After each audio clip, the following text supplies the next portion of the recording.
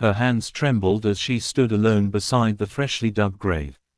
The sky was a dull gray, and the cold wind whipped across the empty cemetery, rattling the bare branches like bones.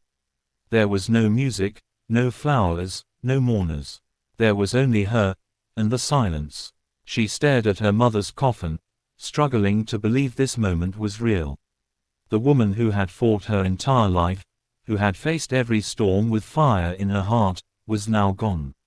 And in her final hour, nobody came. No relatives, no friends, no one from the life she once lived. Only her daughter, the only person who had loved her with unwavering loyalty, was here to say goodbye. Her voice cracked as she whispered into the cold air, "You deserved more than this, so much more." She placed her trembling hand on the wood of the coffin, feeling the rough grain beneath her palm. Tears streamed down her face, but just as the first handful of dirt hit the lid, the quiet was shattered. The ground began to vibrate. At first, she thought it was her mind playing tricks, the grief overwhelming her senses. But the rumble grew louder.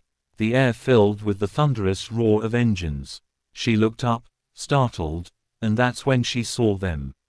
On the horizon, a swarm of motorcycles, black, chrome, roaring like beasts, approached in perfect formation, their engines echoing like thunder across the sky. 80 riders, leather jackets, helmets shining beneath the stormy light.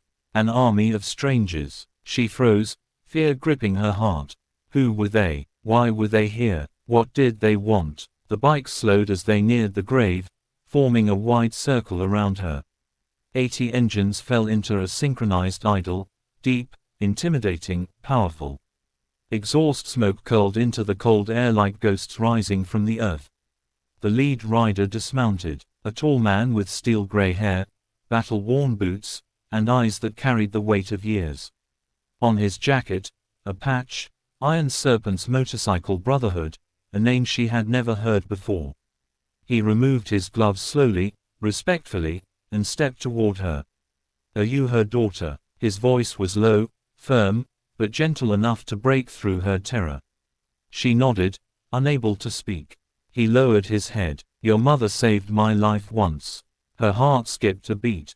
He continued, "We owed her a debt, and the Iron Serpents never forget a debt." Before she could respond, he turned to his riders and lifted his hand in command. Every man and woman, all 80 of them, removed their helmets and bowed their heads toward the casket. Tough faces marked by scars and stories. People society judged as dangerous and ruthless. Yet here they were, honoring her mother with more respect than the world ever had. The young woman's chest tightened. She wiped her tears, trying to steady herself, but new tears fell harder with every silent second that passed. The leader stepped closer, placing a single red rose on the coffin. "She took me in when I was at my worst," he said quietly. "When the world saw a criminal, she saw a man in need of saving." Another rider stepped forward, a woman with a fierce look, clutching a weathered photograph. She laid it gently by the rose. In the picture, she was young, bruised, terrified, and beside her was the same woman in the coffin, arm around her shoulders in protection. "She rescued me from a nightmare," the woman whispered. "She was my guardian angel." One by one, riders approached, each placing something meaningful on the coffin. A rusted dog tag, a worn leather bracelet, a pocket knife engraved with a name, a small wooden heart hand carved with love. Every offering told a story, stories the daughter never knew. Her mother had lived a life of secrets, not darkness, but bravery. She had fought for people who had nobody, saved souls who were drowning, protected the broken. She had been a warrior of compassion. But the world only saw her mistakes. They judged her past. They turned away from her struggle. And now, they weren't here. The daughter fell to her knees, overwhelmed by grief and love intertwining in a single painful breath. She whispered, "Why didn't she ever tell me?" The leader knelt beside her. "Because real heroes don't look for applause," he said softly.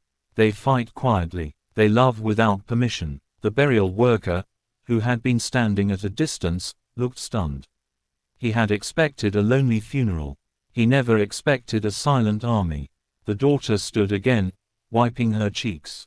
She looked at the group, strangers, yet now somehow family, and asked in a shaky voice, "Who was she to you?" The rider's eyes glistened before he answered, "She was the kind of person who walks through hell, just to pull someone else out." That sentence hit her like lightning. Suddenly, the emptiness she felt moments ago was replaced with a fierce pride. Her mother had lived a life that wasn't small or insignificant. She wasn't forgotten. She had shaped hearts and transformed lives, quietly, fearlessly, without needing the world's approval. The leader stepped back and raised his fist. Engines roared to life again, a unified salute of thunder. The sound wasn't frightening this time. It was powerful. It was honor. As the riders mounted their motorcycles, the leader looked back at her. "You ever need anything, we're here. You're one of us now." She could barely breathe. "But I'm just me. I'm nobody." He shook his head. "No, you're her daughter. That means you're somebody we'll ride through fire for." And with that, they rode away, 80 motorcycles surging forward like a tidal wave of steel and loyalty. The cemetery fell quiet again, but the silence felt different this time. Not lonely, not empty, full of the truth of who her mother really was. The daughter stood at the grave now covered in tokens of love and gratitude. She felt stronger than she had in years. Her mother had left her something more valuable than any inheritance. A legacy of courage. A legacy of helping those the world turns away from. A legacy of compassion that roars louder than any engine. She placed her hand on the coffin one last time and whispered, "I'll finish what you started, Mom." Her heart no longer felt shattered, it felt ignited. Days passed, weeks, months. But her mission never faded. The iron serpents visited often, keeping their word. They taught her everything her mother once taught them: how to be strong, how to stand tall, how to face the darkness without fear. And when a lost soul stumbled into her path, someone broken, judged, cast aside, she helped them, just as her mother had. Even when it meant risking her own peace. Because legacy isn't a story you tell. It's a life you live. One evening, she placed on her own back a custom-made leather jacket, a symbol of her new purpose. Not as a biker, not as a rebel, but as a protector, emblazoned across the back in bold white letters. Iron Serpents, Guardian Division. Her heart pounded with pride as she realized. Her mother didn't just leave her behind. She left her prepared. Years later, the daughter stood in that same cemetery again, this time not with sorrow, but gratitude. She looked at the grave and smiled softly. "You're not alone anymore," she said. "Your army is still riding." And in the distance, as if the world itself responded, she heard it. The rumble of engines, the heartbeat of loyalty, 80 riders, still watching over her, and everyone who needed them. Because sometimes, family isn't the one you're born into. Sometimes, family arrives when the world walks away. Sometimes, the greatest angels wear leather and steel. Her mother may have left this world alone. But she did not leave forgotten. She left behind a daughter who would carry her courage. A brotherhood who would honor her memory. And a legacy powerful enough to shake the earth. Her story didn't end in a silent graveyard.